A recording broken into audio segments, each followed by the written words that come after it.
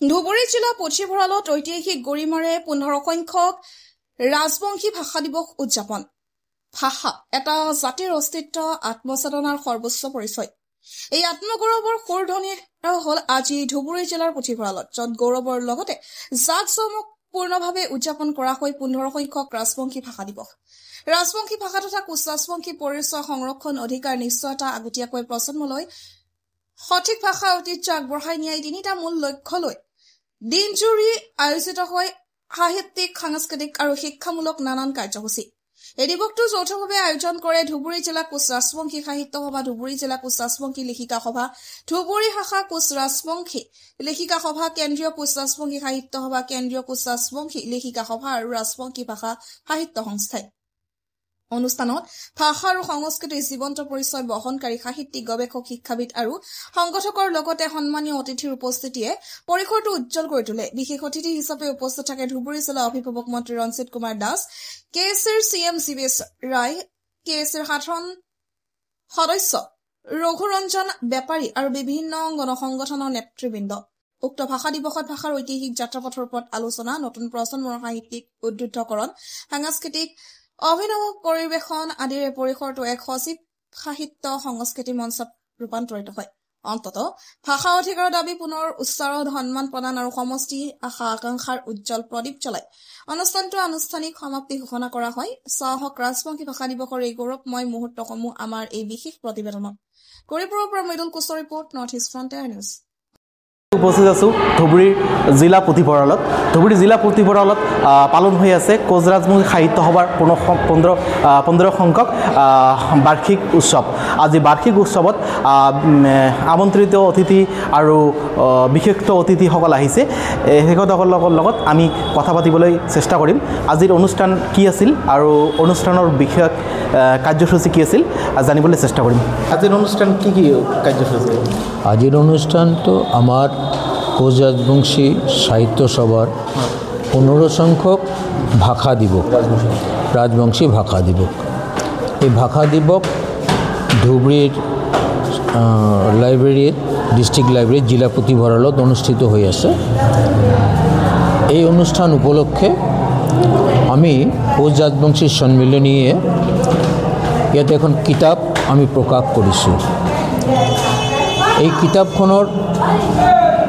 আসল কথাটো হৈছে যে বৰ্তমানে জনজাতিকৰণৰ দিয়া আৰু নিদিয়াৰ যে প্ৰক্ৰিয়াটো চলি আছে, এই প্ৰক্ৰিয়াৰ ক্ষেত্ৰত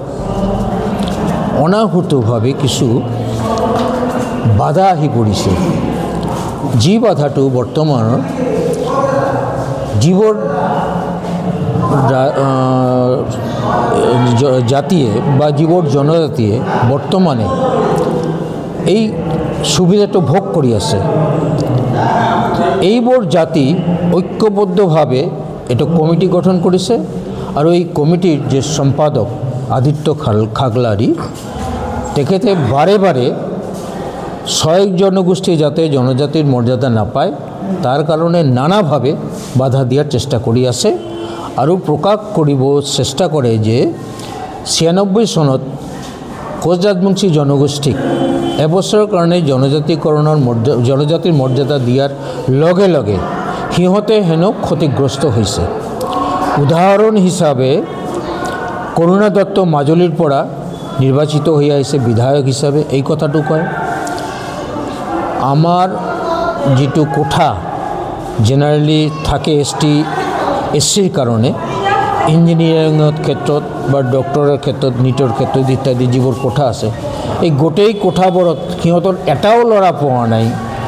সিহঁতৰ ল'ৰা IAS IPS হোৱা নাই। এইবোৰ কিছু কথা কৈ পেলাই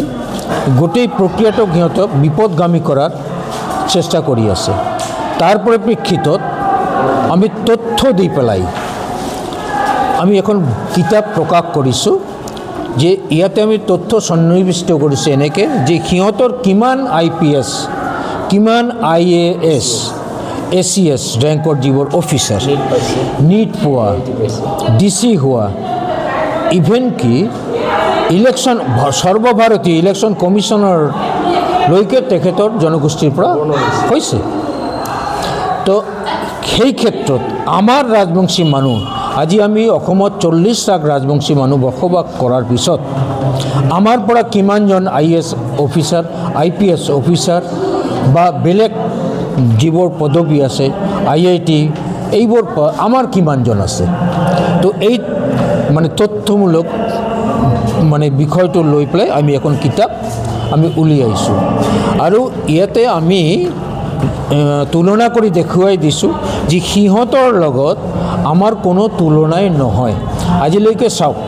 1957 চনৰ পৰা সিহঁতৰ বাৰে বাৰে কেবিনেট মিনিষ্টাৰ প্ৰতিটো বিধানসভাত মিনিষ্ট্ৰী যিয়ে গঠন নকৰক কিয় সেইটো কংগ্ৰেছে কৰক বিজেপিয়ে কৰক যি দলে নকৰক AGPয়ে কৰক সিহঁতৰ জনগোষ্ঠীৰ পৰা কেবিনেট ৰেংকৰ মিনিষ্টাৰ সিহঁতৰ জনগোষ্ঠীৰ পৰা 10টা 12টাকৈ MLA দেখা গৈছে যে মাজতে এটা কথা দেখা গৈছে যে 6 জনগোষ্ঠীৰ জনজাতিকৰণৰ এটা দাবী তাৰ আগৰে দীৰ্ঘদিনীয়া দাবী আছে কোচ ৰাজবংশী জনগোষ্ঠীক জনজাতিকৰণ কৰিব লাগে সেই বিষয়ত কি হ'ব যিটো কথাটো উত্থাপন হৈ আছে বাৰে বাৰে উত্থাপন হৈ আছে আৰু কিছুমান মানুহ কৈছে ললিপপ বুলি কৈছে এইটো ৰাজনৈতিক ললিপপ বা পলিটিকেল ললিপপ বুলি কয় যেতিয়ালৈকে নহয় আমাৰ দাবীটো যেতিয়ালৈকে বাস্তৱত পৰিণত নহয় তেতিয়ালৈকে এইটোতো ললিপপে কাৰণ ইয়াৰ আগৰ যিটো আমাৰ অভিজ্ঞতা এই অভিজ্ঞতাটো যথেষ্ট তিক্ততাপূৰ্ণ এটা অভিজ্ঞতা আমাক 96 চনত দিয়াৰ পিছত নিদিয়া হ'ল তাৰপিছত বাৰে বাৰে প্ৰতিটো চৰকাৰে যেতিয়া নিৰ্বাচন আহে প্ৰতিটো দল যেতিয়াই নিৰ্বাচন আহে তেতিয়াই সিহঁতে আমাক এটা প্ৰতিশ্ৰুতি দিয়ে যে আমি ক্ষমতাত আহিলে জনজাতিকৰণ আমি সোনকালে কৰি দিম বিগত সময়ত 2014ত এই ভাৰতবৰ্ষৰ বৰ্তমান প্ৰধানমন্ত্ৰী মাননীয় নৰেন্দ্ৰ মোদী তেখেতে অসমত আহি প্ৰচাৰ কৰিছিল যে আমি ক্ষমতাত আহিলে 6 মাহৰ ভিতৰত আমি 6 জনগোষ্ঠীক জনজাতিকৰণ কৰি দিম আজি 6 মাহৰ ঠাইত আজি 12 বছৰ হ'ল সিহঁতে দিল্লীৰ ক্ষমতাত বহি আছে এই 12 বছৰে সিহঁতে এই কথাটো মনত পৰা নাই গতিকে এইটো ললিপপে বিধানসভাৰ ইলেকশ্যনৰ আগে যদি জনজাতিকৰণ নহয় তো নেক্সট ষ্টেপ কি হ'ব নেক্সট ষ্টেপ নিশ্চিতভাৱে আমি আগৰে পৰা আন্দোলন কৰি আছোঁ আমি বিৰোধ কৰিম আমি আন্দোলন কৰিম আৰু যেতিয়ালৈকে আমাৰ দাবী পূৰণ হয় তেতিয়ালৈকে আমি আন্দোলন কৰি থাকিম আৰু গণতান্ত্ৰিকভাৱে আন্দোলন কৰি থাকিম এটা কথা দেখা গৈছে যে STৰ ক্ষেত্ৰত যিখিনি আনডিবেটেড গোৱালপাৰাৰ মানুহখিনি কোচ ৰাজবংশী আছে এইখিনি কিছুমান মানুহ কয় যে আমি লাঞ্ছিত বঞ্চিত আৰু এইখিনি আৰু পিছপৰা সেই ক্ষেত্ৰত ভাবি নেকি যে আনডিবেটেড গোৱালপাৰাৰ কোচ ৰাজবংশীখিনিক ST ভাবি নেকি